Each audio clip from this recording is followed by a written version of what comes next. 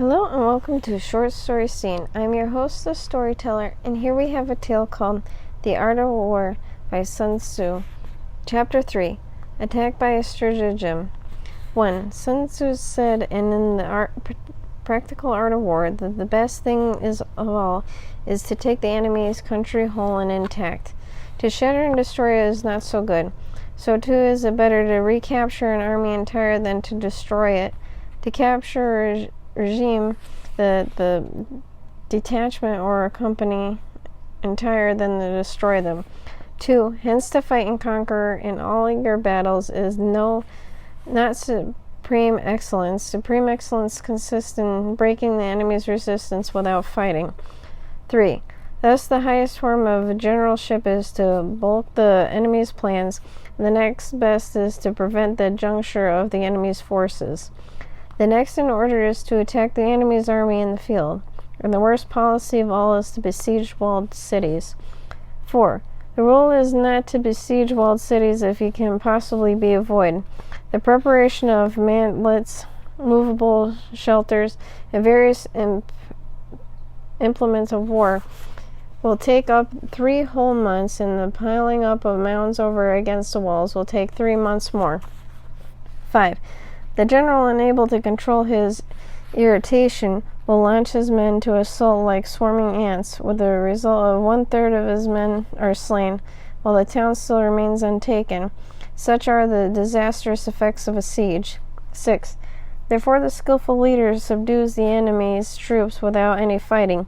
He captures their cities without laying siege to them. He overthrows their kingdoms without lengthy operations in the field.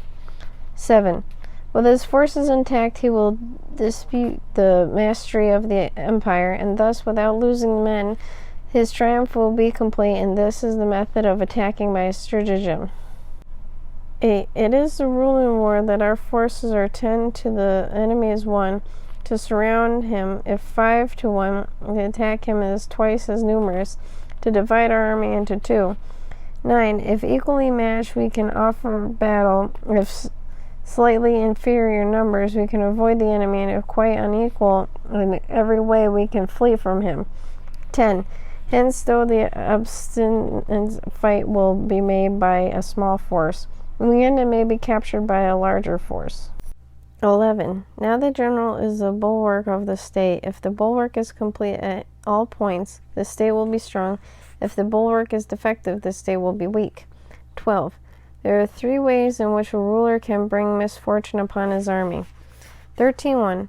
By commanding an army to advance or to retreat, being ignorant of the fact that it cannot be obeyed, this is called hobbling the army. 14.2. By attempting to govern an army in the same way that he administers the kingdom, being ignorant of the conditions in which to obtain in an army, this causes restlessness in the soldiers' minds. 15.3.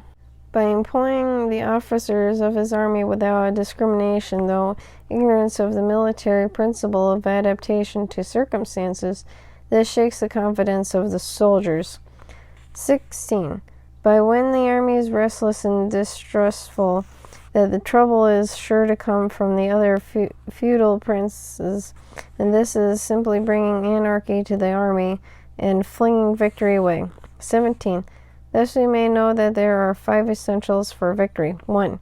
He will win who knows when to fight and when to fight, not to fight.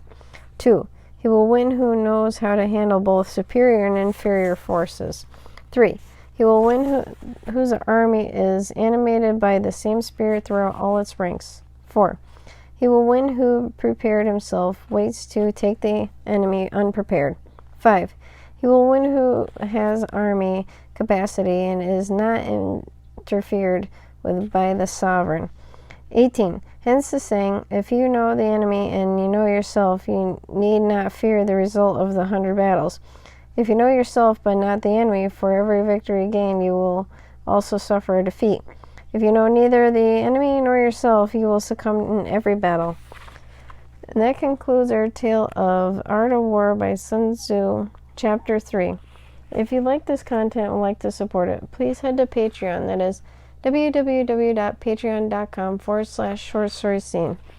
I'd like to thank Drac and everyone for listening. And see you next episode. Bye.